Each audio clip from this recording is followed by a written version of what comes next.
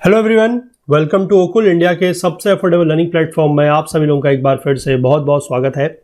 आइए अपने इस full course on environment by Shankar IAS Academy के कोर्स को हम लोग आगे कंटिन्यू करते हैं और चैप्टर 24 जो है एग्रीकल्चर के ऊपर, उसको लेकर हमने अपना डिस्कशन स्टार्ट किया है। आज इसका जो है थर्ड पार्ट रहने वाला है। अभी तक पिछले दो पार्ट्स में हम लोग ये जान चुके हैं कि एग्रीकल्चर क्या होता है, उसके बारे में हम लोगों ने थोड़ा बहुत जाना है और हम लोगों ने कुछ अलग अलग टर्म्स जाने हैं, कुछ रिवॉल्यूशन जाने हैं, क्लासिफिकेशन ऑफ एग्रीकल्चर या क्लासिफिकेशन ऑफ क्रॉप्स के बारे में हम लोगों ने बात करी है। और साथ ही साथ हमने पिछले पार्ट में जो है टिलेज को लेकर काफ़ी एक लंबा डिस्कशन किया था, एक काफ़ी डिटेल में डिस्कशन किया था, जिसमें हमने टिलेज क्या होता है, क्या इसका पर्पज़ है, क्यों किया जाता है, कितने टाइप का होता है, वो सब हमने बातें समझी थी। ठीक है, आज हम लोग जो है क्रॉपिंग को लेकर जो है बात करेंगे इस पार्ट थर्ड में। तो आगे बढ़ने से पहले मैं आप सभी लोगों से एक बार फिर से रिक्वेस्ट करना चाहूँगा कि जो लोग इस कोर्स को, इस वीडियो सीरीज़ को फॉलो कर रहे हैं, जिनको ये पसंद आ रही है, वो ज़्यादा से ज़्यादा वीडियोस को लाइक करें, ज़्यादा से ज़्यादा शेयर करें अपने दोस्तों के साथ, कलीग्स के साथ, ताकि हमारे इन कोर्सेज़ का जो फ़ायदा है वो ज़्यादा से ज़्यादा लोगों तक पहुँच सके। और बाकी जो लोग चैनल पर नए हैं, जिन्होंने अभी तक हमारे चैनल को सब्सक्राइब नहीं किया है, तो उन लोगों से भी मैं रिक्वेस्ट करूँगा कि आप लोग चैनल को ज़रूर सब्सक्राइब कर लें और बेल आइकन प्रेस करना ना भूलें, ताकि हमारा जो भी नया वीडियो आप लोगों तक हम लोग अपलोड करें वो आप तक ज़रूर पहुँचे और उसकी नोटिफिकेशंस आप लोगों तक मिस ना हो। ठीक है, और इस पूरे के पूरे वीडियो सीरीज़ का जो फुल कोर्स है वो हमारी वेबसाइट पर अवेलेबल है। वहाँ पर आपको सारे के सारे वीडियोस, साथ ही साथ chapter wise notes, chapter wise quizzes जो है वो मिल जाएंगे, सो दैट कि आप लोग इस सब्जेक्ट की तैयारी जो है वो हमारे प्लेटफॉर्म के साथ हमारे साथ कर सकें। तो उसके लिए आप लोग उस कोर्स में भी एनरोल कर सकते हैं। बहुत ही अफोर्डेबल रेट्स में वो कोर्स आप लोगों के लिए अवेलेबल किया जा रहा है। ठीक है, चलिए तो फिलहाल हम लोग जो है इस चैप्टर 24 और एग्रीकल्चर को पार्ट थर्ड के साथ आगे बढ़ाते हैं।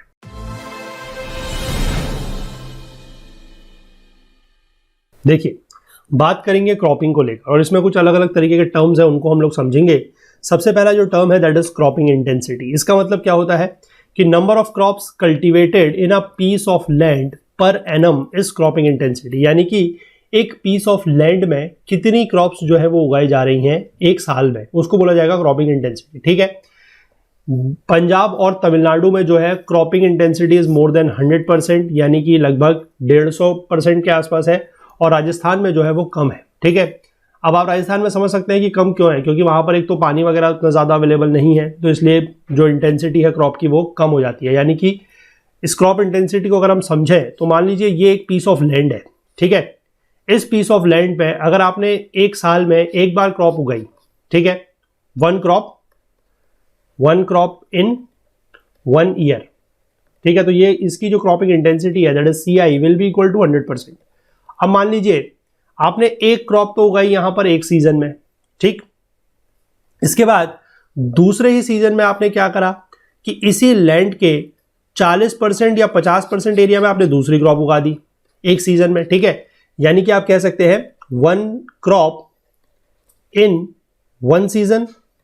ठीक है, वो आपने उगाई है पूरे 100% एरिया पे, और सेकेंड क्रॉप जो है, सेकेंड क्रॉप आपने उगाई है सेकेंड सीजन में। ठीक है, और वो मान लीजिए आपने उगाई है इस पूरे के पूरे फील्ड के लैंड के 50% पे।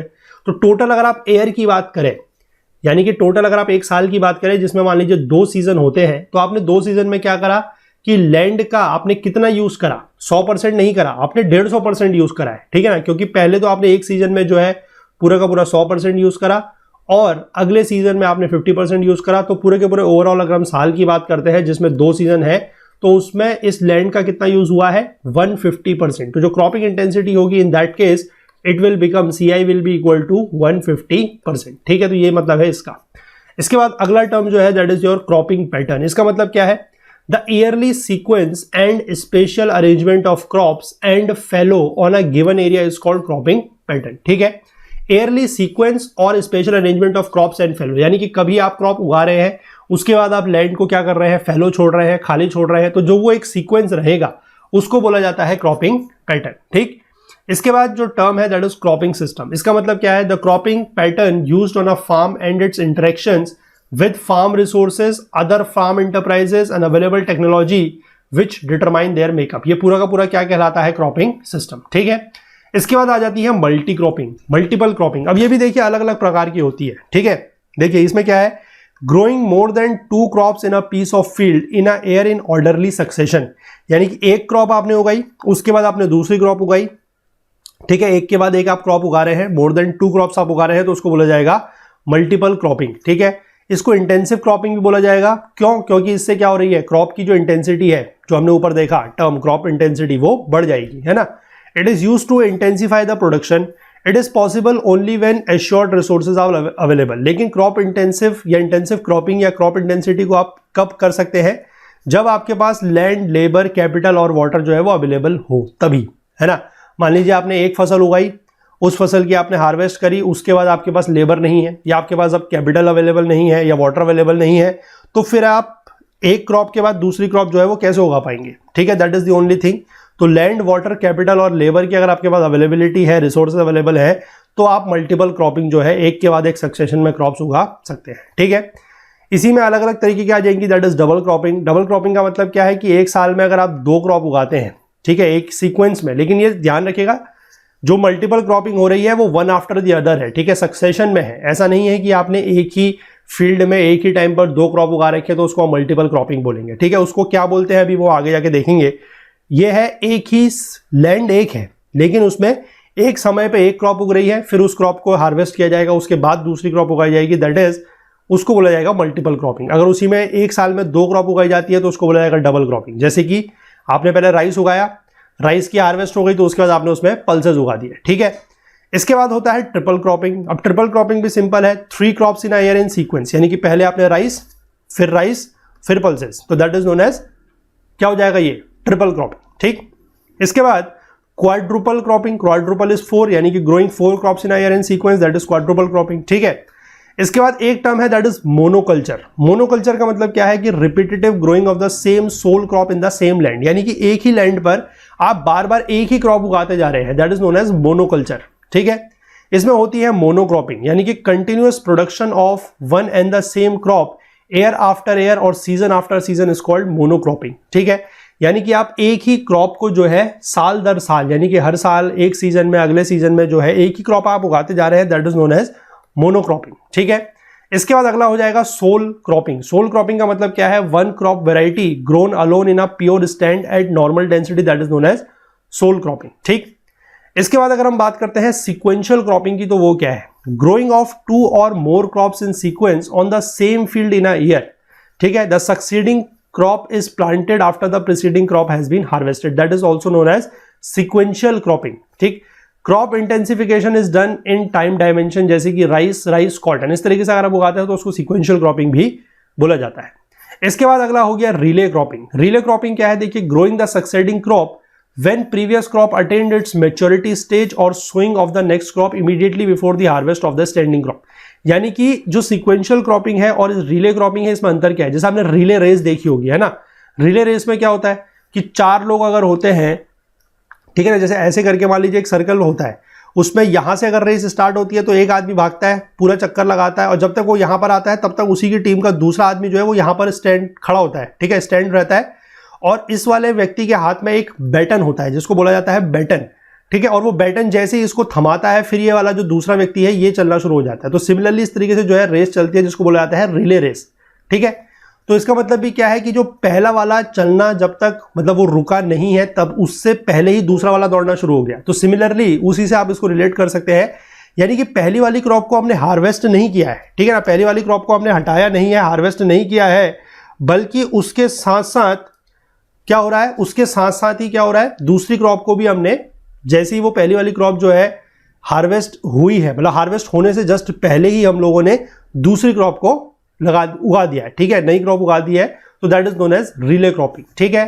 एग्जाम्पल के तौर पे कह सकते हैं पैडी, लूसेन है, या फिर rice, cauliflower, onion, summer gourds है, ये सारे के सारे they are the part of relay cropping, ठीक है। इसके बाद अगला होता है रैटून क्रॉपिंग। अभी रैटून क्रॉपिंग क्या है, देखिए, raising a crop with regrowth coming out of roots और stalks of the harvested crop. जो हार्वेस्टेड क्रॉप है उसके रूट्स या स्टॉक में से क्या हो रहा है, कुछ रीग्रोथ निकल के आ रहे हैं, कुछ छोटे इस तरीके के आप कह सकते हैं कि जर्मिनेशन वगैरह हो रहा है, that is known as ratoon, ठीक है। जैसे शुगर केन में हो सकता है, या फिर बनाना क्रॉप में हो सकता है कि 1 crop plant followed by 2 ratoon crops. Normally आपने अगर बनाना का जो पेड़ होता है वो अगर देखा होगा, तो उसमें आप देखिएगा कि इस तरीके के जो रेटून्स होते हैं वो बहुत ज़्यादा निकले होते हैं, ठीक है। सॉरगम या लुसीन फॉडर की अगर हम बात करें तो many ratoons first cutting 70 days और thereafter every 30 to 40 days, यानी कि पहला रेटून जो है वो 70 दिन के आसपास आता है और उसके बाद हर 35 से 40 दिन के बाद इसमें रेटून्स जो है वो मिलते हैं, मतलब रेटून्स को उससे काटा जा सकता है, क्योंकि रेटून क्या होगा, बेसिकली एक अलग सा जर्मिनेटेड प्लांट है, उसको आपने काट के दूसरी जगह उगाया तो that is your ratoon crop, ठीक। Similarly pineapple crop is extremely ratoon, जो पाइनएप्पल की क्रॉप होती है उसको भी रेटून किया जा सकता है। इसके बाद अगला एक टर्म है दैट इज इंटरक्रॉपिंग, ठीक है। अब इंटरक्रॉपिंग देखिए क्या है, growing 2 or more crops simultaneously, देखिए ये अंतर है, ठीक है। जो हमने पीछे देखा था कि रिपीटेटिव क्रॉपिंग हो रही है या जो सीक्वेंशियल क्रॉपिंग हो रही है, उसके कंपैरिजन में ये इंटरक्रॉपिंग क्या है, इसमें 2 या 2 से ज्यादा क्रॉप्स को हम लोग साइमल्टेनियसली उगा रहे हैं, ठीक है, with distinct row arrangement on the same field at the same time. लेकिन इसमें एक चीज है, अभी हम आगे जाके एक टर्म और देखेंगे दैट इज मिक्स्ड क्रॉपिंग, उसमें भी यही होगा कि 2 या 2 से ज्यादा क्रॉप को साइमल्टेनियसली उगाया जाएगा, लेकिन वो इंटरक्रॉपिंग से थोड़ा सा अलग होगी। कैसे, देखिए मैं आपको उसको समझाऊं।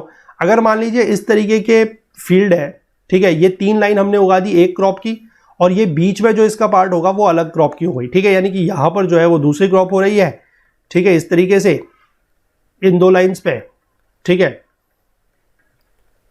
और इसके बाद जो ये वाली लाइन है यहां पर दूसरी क्रॉप हो रही है, मान लीजिए कोई भी इस तरीके की, तो दिस इज योर इंटरक्रॉपिंग, ठीक है, ये इंटरक्रॉपिंग हो गया आपका। समझ गए ना आप कि क्या लिखा गया है, साफ साफ distinct row arrangement on the same field at the same time, ठीक।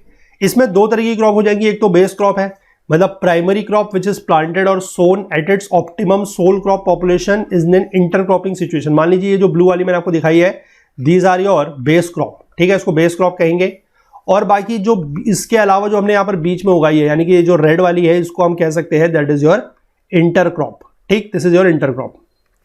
इंटरक्रॉप क्या है, this is the second crop planted in between the rows of base crop with a view to obtain extra yield with intercrop without compromise in the main crop yield. तो यानी कि इसका फायदा क्या है कि अब ऑब्वियस ही बात है, अगर हम इतने ही जगह पर ये बीच की क्रॉप अगर नहीं लगाते, इस जगह को खाली छोड़ देते, तो हमारा कोई फायदा नहीं था।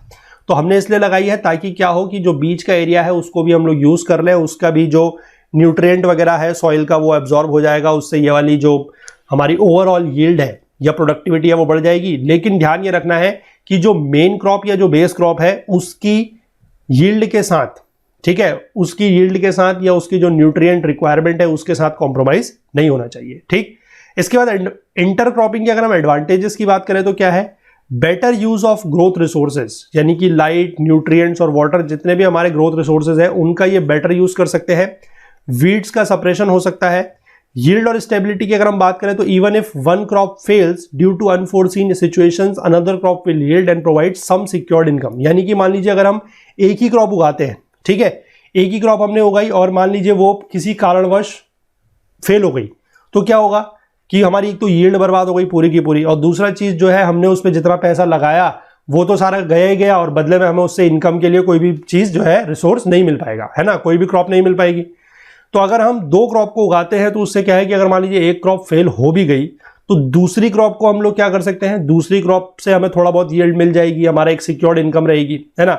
इसके बाद successful intercropping gives higher equivalent yields. अगर हम सक्सेसफुल इंटरक्रॉपिंग करते हैं तो उससे हमारी जो इक्विवेलेंट यील्ड है वो ज्यादा हो जाएगी, yield of base crop plus yield of intercrop, और जो क्रॉपिंग इंटेंसिटी है वो भी बढ़ जाएगी। इसके बाद पेस्ट और डिजीज के जो इंसिडेंस है वो भी कम हो जाएंगे। सॉइल हेल्थ और एग्रो इकोसिस्टम जो है वो भी इंप्रूव करेगा। एग्जांपल यहां पर दिया गया है जैसे मेज और काउपी है, ठीक है, इसको 1:1 के रेशियो में उगा सकते हैं। सोरगम या रेड ग्राम है, इसको 2:2 के रेशियो में। ग्राउंडनट और रेड ग्राम को 6:1, पोटैटो मस्टर्ड 3:1, व्हीट मस्टर्ड 8:1। ये इस तरीके से जो है कुछ इंटरक्रॉपिंग के एग्जाम्पल आपको दिए गए हैं, ठीक है। इसके बाद इंटरक्रॉपिंग के भी कुछ टाइप होते हैं, जैसे सबसे पहला अगर हम बात करें दैट इज और स्ट्रिप, ठीक है, स्ट्रिप हो गया, पैरेलल हो गया, सिनर्जिस्टिक हो गया, एडिटिव हो गया, ठीक है, या फिर replacement series, multi storey, relay intercropping या फिर एलआई क्रॉपिंग, ठीक है। अब देखते हैं इनको क्या है। सबसे पहला है स्ट्रिप इंटरक्रॉपिंग। इसमें क्या है, growing of 2 or more crops simultaneously in strips wide enough to permit independent cultivation but narrow enough for the crops to interact each other, ठीक है। यानी कि 2 स्ट्रिप्स है, जैसे मैंने आपको बताया अभी कि ये इस तरीके से स्ट्रिप्स हैं, ठीक है। यहां पर इस तरीके से हम क्रॉप्स उगा रहे हैं, एक क्रॉप यहां लाइन पे हो रही है, ठीक है, और बाकी जो अलग क्रॉप है वो इस लाइन पर हो रही है। अब इनमें क्या है कि ये इतनी दूरी पे हम इसको उगाएंगे, इतने स्ट्रिप्स पे उगाएंगे कि इनका इंडिपेंडेंट कल्टीवेशन जो है वो हो सके, ठीक है, but narrow enough for the crops to interact each other, जैसे कि 6 rows of groundnut and 4 rows of red gram in strips, उस तरीके से उगाएंगे, यानी कि यहां पर कुछ स्ट्रिप्स हो रही हैं और यहां पर कुछ स्ट्रिप्स हो रही है, ठीक है। तो that is your strip cropping, strip intercropping. इसके बाद अगली हो जाएगी पैरेलल। इसमें क्या है कि 2 क्रॉप्स की साइमल्टेनियसली ग्रोइंग है which have different growth habits and no competition among themselves, यानी कि इस तरीके की क्रॉपिंग, क्रॉप्स को उगाना जिनमें दोनों क्रॉप्स की जो ग्रोथ हैबिट्स है वो अलग है और उनका आपस में कोई भी कंपटीशन नहीं है। जैसे कि ब्लैक ग्राम को हम मेज के साथ या सोयाबीन को कॉटन के साथ उगाते हैं, तो इसमें इन दोनों की जो ग्रोइंग हैबिट्स है वो अलग अलग है और इनके बीच में आपस में कोई भी कंपटीशन नहीं है, ठीक है। Next is your synergistic cropping. इसमें क्या है कि yield of both the crops are higher than of their pure crops on unit area basis, ठीक है। बोथ क्रॉप्स की जो हायर जो यील्ड है वो ज्यादा होगी, ठीक है। अगर इनको प्योर क्रॉप को अगर हम एक ही जगह पे उगाते तो उनके मुकाबले इनकी जो यील्ड है वो ज्यादा हो जाएगी जब इनको साथ उगाया जाएगा, जैसे कि शुगर केन और पोटैटो, ठीक। अगला है मल्टी स्टोरी क्रॉपिंग। इसमें क्या है कि cultivation of more than 2 crops of different height simultaneously on a piece of land in any certain period, यानी कि किसी भी समय पर एक ही फील्ड पर हम 2 क्रॉप्स को उगा रहे हैं, ठीक है, 2 या 2 से ज्यादा क्रॉप्स को उगा रहे हैं जिनकी हाइट अलग अलग है। जैसे कि मान लीजिए कोकोनट है, कोकोनट के साथ हमने पेपर, कोकोआ, पाइनएप्पल उगा दिया, तो ये सारे के सारे क्या होंगे, जिनकी हाइट अलग अलग है, ठीक है, उसको बोला जाता है मल्टी स्टोरी क्रॉपिंग। इसके बाद अगला है रिले इंटरक्रॉपिंग। इसमें क्या है, in a long duration base crop growing 2 set of intercrops one after the another is called relay intercropping, ठीक है। जैसे कि मान लीजिए रेड ग्राम को अगर हम एज अ बेस क्रॉप उगाते हैं जिसका जो टाइम है, जो टाइम पीरियड है वो है 180 दिन का, और उसके बदले में हम क्या करते हैं कि उसके साथ साथ, मतलब इंटरक्रॉपिंग तो हो ही रही है, 2 या 2 से ज्यादा क्रॉप्स उगा रहे हैं, लेकिन एक जो बेस क्रॉप है उसका टाइम पीरियड ज्यादा है और उसके साथ हम 2 इंटरक्रॉप्स अगर उगा रहे हैं तो उसको बोला जाता है रिले इंटरक्रॉपिंग, ठीक है। जैसे कि बेस, ये रेड ग्राम को बेस क्रॉप के तौर पर उगा रहे हैं जो 180 दिन तक, मतलब 180 दिन में पूरी होगी, और साथ साथ 2 इंटरक्रॉप उगा दी हमने। पहली तो आपकी ग्राउंडनट, ओनियन या कोरिएंडर हो सकती है, फर्स्ट सेट ऑफ इंटरक्रॉप्स, और दूसरा हो सकता है समाई, थेनाई या panivaragu, they are the second set of intercrops, ठीक है। That is known as your relay intercropping. इसके बाद अगला है that is your alley cropping. इसमें क्या है, देखिए, alley cropping is a system in which food crops are grown in alleys formed by hedge rows of trees और shrubs, ठीक है। इसमें क्या होता है बेसिकली कि मान लीजिए एक हमने यहां पर कोई ट्री है या कोई श्रब्स उग रहे हैं और दूसरे यहां पर उग रहे हैं, ठीक है। इनके बीच में काफी ज्यादा जगह जो है अराउंड 6 to 8 मीटर्स के आसपास का जो है वो एरिया दिया जाता है, और यहीं पर जो ये 6 to 8 मीटर्स का एरिया दिया गया है, यहां पर जो है वो दूसरी क्रॉप्स या जो इंटरक्रॉप है वो यहां पर होगी, that is known as alley cropping, ठीक है। इस सिस्टम का एसेंशियल फीचर क्या है, that hedge rows are cut back at planting and kept pruned during the cropping to prevent shading और to reduce competition with food crops, ठीक है, ताकि जो शेडिंग वगैरह है वो ना हो। जैसे कि सुबबूल रेज्ड एट 6 मीटर रो स्पेसिंग, ये मैंने आपको दिखाया कि 6 मीटर की रो की स्पेसिंग में एक सुबबूल नाम का जो पेड़ है वो उगाया जा सकता है, और 2 रोज के बीच का जो एरिया है उसको एलेज बोला जाता है। जैसे मैंने आपको ये बताया ना 6 मीटर ये है, तो ये जो 6 मीटर के बीच का एरिया है इसी को एले बोला जाता है, ठीक है। और इंटरक्रॉप जो है वो इसी एले एरिया में उगाई जाती है, जैसे मैंने आपको यहाँ पर बताया, ऐसे करके जो बीच का एरिया होगा, ठीक है। एग्जाम्पल के तौर पर जो इंटरक्रॉप्स इसमें यूज की जा सकती है, ग्रो की जा सकती है, दैट इज योर कॉटन, सोरग्राम या फिर ब्लैक ग्राम, ठीक है। इसके बाद अगर हम मिक्स्ड क्रॉपिंग की बात करते हैं, वो देखिए क्या है, मिक्स्ड क्रॉपिंग में भी है तो वही कि 2 या 2 से ज्यादा क्रॉप्स को हम साइमल्टेनियसली उगा रहे हैं, लेकिन वो इंटरमिंगल्ड है, यानी कि without row arrangement is known as mixed cropping. जैसे हमने इंटरक्रॉपिंग में देखा, उसमें 2 या 2 से ज्यादा क्रॉप्स को हम लोग उगा रहे हैं, लेकिन वो अपने डेफिनेट उस पर उग रही हैं, रोज पर, ठीक है। लेकिन यहां पर क्या है, उनकी हम इंटरमिंगलिंग कर रहे हैं, कोई रोज की तरह सेपरेशन यहां पर नहीं है, ठीक है। ये एक कॉमन प्रैक्टिस है in most of the dryland tracts in India. इसमें क्या किया जाता है, सीड्स ऑफ डिफरेंट क्रॉप्स को मिक्स करते हैं सर्टेन प्रोपोर्शन में, और उसके बाद एक ही साथ उनको सो कर देते हैं, ठीक है। यानी कि बीज को एक साथ मिक्स करते हैं और फिर एक ही साथ बीज को जो है वो खेत में डाल दिया जाता है। इसका ऑब्जेक्टिव क्या है, is to meet the family requirement of cereals, pulses and vegetables, और ये एक तरीके से सब्सिस्टेंस फार्मिंग है, ठीक है। जो आपकी सीरियल्स की, पल्सेस की और वेजिटेबल्स की रिक्वायरमेंट है उसको पूरा करने के लिए इस तरीके की मिक्स क्रॉपिंग की जाती है, और ये जनरली जो है सब्सिस्टेंस टाइप ऑफ फार्मिंग जो है, सब्सिस्टेंस टाइप ऑफ फार्मिंग मतलब होता है जिसमें फार्मर जो क्रॉप्स उगा रहा है वो कॉमर्शियल पर्पस के लिए नहीं है, यानी कि बेचने के लिए नहीं है, बल्कि वो अपने सब्सिस्टेंस के लिए, अपने गुजारे के लिए, अपने खाने के लिए चीजें उगा रहा है, that is known as subsistence farming, तो वहां पर जनरली जो है ये मिक्स क्रॉपिंग यूज की जाती है। ठीक है, एग्जांपल के तौर पर देखिए सोरगम, बाजरा, काउपी है, इनको मिक्स करते हैं and are broadcasted in rain fed conditions. ठीक है, with low rainfall situations to avoid complete crop failures and with ascertaining the minimum yields. तो जैसे सोरगम, बाजरा, काउपी है, इनको हमने क्या करा, आपस में इनकी जो सीड्स है उनको मिलाया और इनको जो रेन फेड कंडीशंस है वहां पर हमने फील्ड में डाल दिया। ठीक है, तो उससे क्या होगा कि क्रॉप फेलियर नहीं होगा, कंप्लीट क्रॉप फेलियर तो नहीं होगा, क्योंकि या तो सोरगम अगर होगा, नहीं हुआ तो मान लीजिए बाजरा होगा, बाजरा नहीं होगा तो काउपी होगा, कुछ तो होगा ना, पूरा का पूरा सॉइल फेलियर नहीं होगा, क्रॉप फेलियर नहीं होगा। ठीक है, और ये एसर्टेन करें या ये सुनिश्चित करें कि कम से कम कुछ मिनिमम यील्ड तो हमें वहां पर मिल जाए। ठीक है, इसके बाद इंटरक्रॉपिंग और मिक्स क्रॉपिंग के बीच में अंतर क्या है वो यहाँ पर टेबल के फॉर्म में दिया गया है। हालांकि आप लोगों को अब तक समझ में आ ही गया होगा। जो इंटरक्रॉपिंग होती है उसका मेन ऑब्जेक्टिव क्या है कि जो स्पेस है between the crops of main crop, उस स्पेस को हम लोग यूटिलाइज कर लें और पर यूनिट एरिया में हम ज्यादा से ज्यादा ग्रेन को प्रोड्यूस कर सके। That is the objective of intercropping. Mixed cropping का ऑब्जेक्टिव क्या है, is to insurance against crop failure, यानी कि क्रॉप फेल, अगर एक ही क्रॉप उगा रहे हैं पूरी की पूरी फेल हो जाएगी तो क्या हो जाएगा, बर्बाद हो जाएंगे। इसलिए अलग अलग क्रॉप को एक ही साथ उगाइए, ताकि हो सकता है कि अगर एक क्रॉप फेल भी हो गई तो थोड़ा बहुत यील्ड तो दूसरी क्रॉप की मिल जाएगी। ठीक है, इसमें क्या होता है इंटरक्रॉपिंग में, मेन क्रॉप और जो सब्सिडरी क्रॉप या इंटर क्रॉप है उसके बीच में कोई कंपटीशन नहीं होता, नो कंपटीशन। ठीक, यहां पर क्या है, जो कंपोनेंट क्रॉप्स है उनके बीच में कंपटीशन होता है। यहां पर जो क्रॉप्स है they are given equal importance and care, hence there is no difference between the component crop. तो यहां पर कोई इस तरीके से base crop, main crop, intercrop नहीं होती, सारी की सारी क्रॉप्स जो है उनको इंपॉर्टेंस बराबर की मिलती है, तो सारी की सारी क्रॉप्स जो है वो कंपोनेंट क्रॉप्स ही कहलाती है। ठीक, इसके बाद जो इंटरक्रॉपिंग है उसमें the main crop may be of long duration one and the intercrop may be short duration और अर्ली मैच्योरिंग वन। इंटरक्रॉपिंग में ये हो सकता है कि जो मेन क्रॉप है वो ज्यादा लंबे ड्यूरेशन की हो और जो बाकी इंटरक्रॉप्स है वो छोटे ड्यूरेशन की भी हो सकती है, जैसा हमने एग्जांपल देखा है रिले इंटरक्रॉपिंग में। ठीक है, लेकिन यहां पर क्या हो सकता है, क्रॉप्स जो है वो एक ड्यूरेशन की हो भी सकती है, नहीं भी हो सकती है। ठीक, इसके बाद इंटरक्रॉपिंग में क्या है कि जो मेन और इंटर क्रॉप्स है they are sown in definite row arrangement. वही बात है, रो अरेंजमेंट में होता है।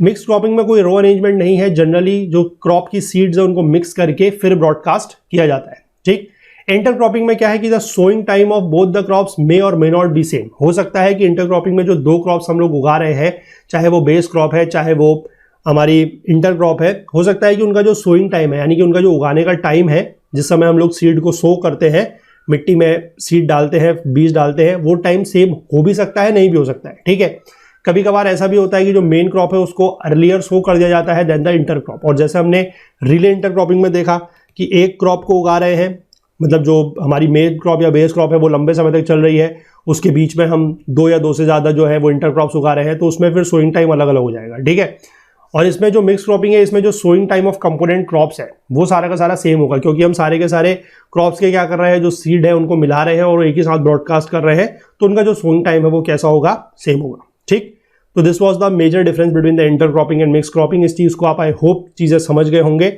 और अच्छे से इनको आप याद भी रखेंगे। ठीक है, तो इस पार्ट में हम लोग इतना ही रखते हैं इस लेक्चर में। अगले पार्ट में हम लोग जो है इस चैप्टर को आगे कंटिन्यू करेंगे, फार्मिंग सिस्टम्स वगैरह से बात करनी है, और अभी हो सकता है कि अराउंड 3-4 पार्ट जो है और लगे, क्योंकि चैप्टर थोड़ा सा लंबा जरूर है बट चैप्टर काफी आसान है, आप लोगों को अच्छे से चीजें समझ में आ रही होंगी। ठीक है, तो अगले पार्ट में हम लोग इसको आगे कंटिन्यू करेंगे। तो कंटेंट रिलेटेड अगर आपको कोई भी डाउट होता है तो आप हमारा टेलीग्राम का जो ग्रुप है that is Okul GS UPSC discussion forum, इसको ज्वाइन कर सकते हैं। इसका लिंक आपको नीचे डिस्क्रिप्शन में मिल जाएगा, या फिर आप इसको टेलीग्राम में सर्च करके भी ज्वाइन कर सकते हैं। इस पूरे के पूरे वीडियो सीरीज का जो फुल कोर्स है वो हमारी वेबसाइट पर अवेलेबल है, वहां पर सारे के सारे वीडियोस साथ ही साथ चैप्टर वाइज नोट्स आप लोगों को मिल जाएंगे। उसके लिए आपको करना क्या है, नीचे डिस्क्रिप्शन में जो लिंक दिया हुआ है उसके थ्रू जाके आप कोर्स में एनरोल कर सकते हैं।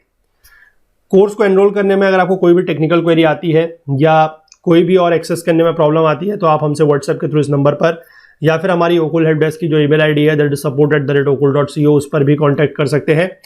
बाकी हमसे अपने कोई भी विचार शेयर करने के लिए, अपने फीडबैक शेयर करने के लिए, या कोई भी अगर आपको और बात हम तक पहुंचानी है तो वो आप हमसे social media, Facebook, Instagram, LinkedIn, Twitter के माध्यम से भी पहुंचा सकते हैं। तो चलिए मिलेंगे अगले पार्ट में, अगले लेक्चर में इस चैप्टर को आगे कंटिन्यू करेंगे। तब तक के लिए अपना बहुत बहुत ध्यान रखिएगा। Please do take care of yourself. Thank you, have a nice day, bye bye.